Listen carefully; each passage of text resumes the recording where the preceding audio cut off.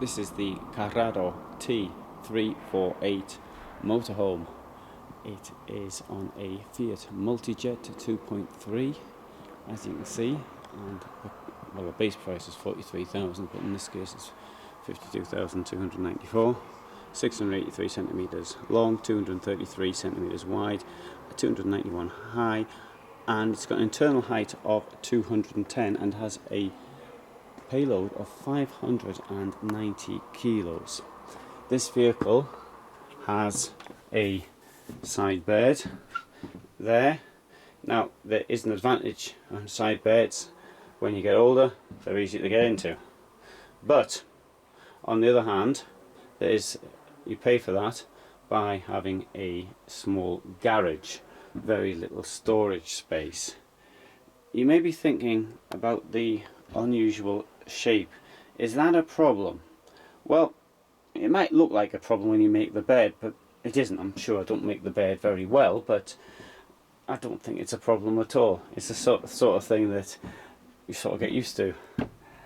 In here we have the toilet and the shower. Shower is sensibly behind the toilet. Now, there's not a lot of room in that shower, but it's a motorhome, so what do you expect? And you do sort of have to manipulate your way past the toilet to get into it. But, you know, space is limited. You want to live on the road, that's a small price to pay. In here we have an enormous amount of hanging space for your coats and shirts and other stuff. Now, the lounge is very large. In fact, I think it's too large.